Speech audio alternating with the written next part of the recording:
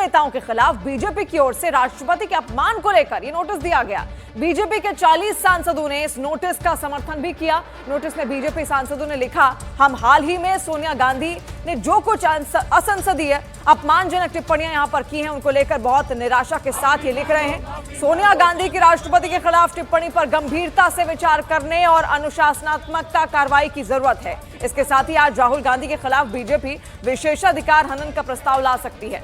संसदीय कार्य मंत्री किरेन रिजिजू ने इसके संकेत भी दे दिए हैं।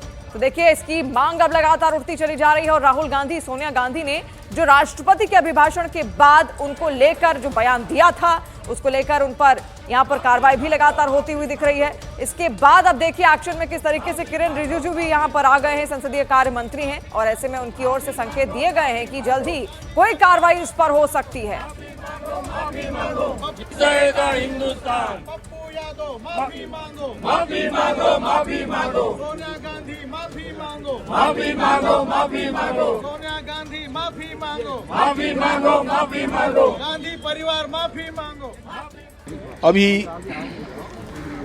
31 को भारत की राष्ट्रपति महामहिम द्रौपदी मुर्मू जी का जो जॉइंट सेशन में उनका संबोधन था और उस संबोधन में पप्पू यादव जो लोकसभा के सांसद हैं उनने एक महिला राष्ट्रपति और वो भी आदिवासी और इनने अपमानजनक टिप्पणी किया है और इसलिए हमने आज सभी हमारे माननीय सांसदों के साथ में लोकसभा अध्यक्ष को हमने ज्ञापन सौंपा है और हमने कार्रवाई की मांग की है।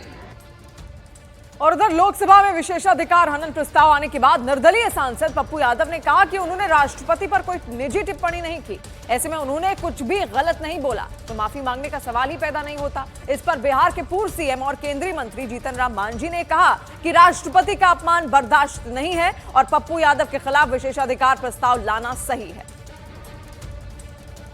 बीजेपी या किसी पार्टी के बारे में आलोचना करना और राष्ट्रपति महोदया जी की आलोचना नहीं। बीजेपी का काम है हमेशा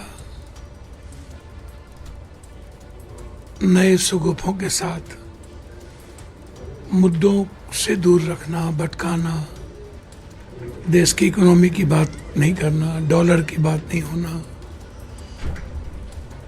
ये सब मुद्दों को आप देखिएगा तो आपको पता चलेगा।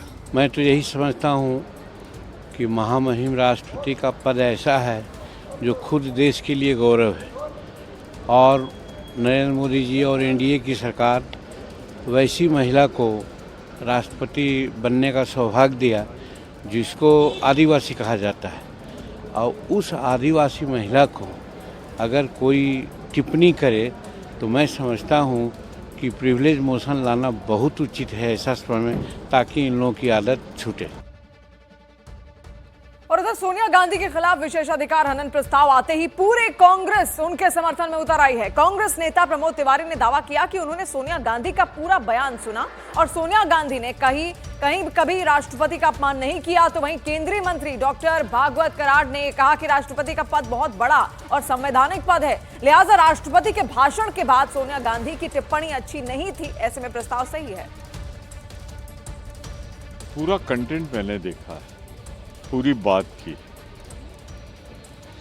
एक शब्द भी न उसमें अनपार्लियामेंट्री है न डिरोगेटरी है, बल्कि राष्ट्रपति के प्रति श्रद्धा है, सहानुभूति। अगर राष्ट्रपति की गरिमा को किसी ने ठेस पहुंचाई, उनका अपमान किया है, तो वो श्री नरेंद्र मोदी जी है। राष्ट्रपति जी का पद ये बहुत ही देश के लिए महत्वपूर्ण पद है और इस संविधान का पद है, बड़ा पद है। और जब राष्ट्रपति जी का अभिभाषण हो गया उसके बाद कांग्रेस की नेता सोनिया गांधी जी ने जो टिप्पणी किया है, बेचारी राष्ट्रपति या पुअर राष्ट्रपति, ये अच्छी नहीं है। उतना ही हर एक नागरिक इसके बारे में सोचता है कि ऐसा क्यों बोले होंगे, because she is the one of the highest respectable lady राष्ट्रपति बोले तो उसके बारे में ऐसा नहीं बोलना था, हमें लगता है।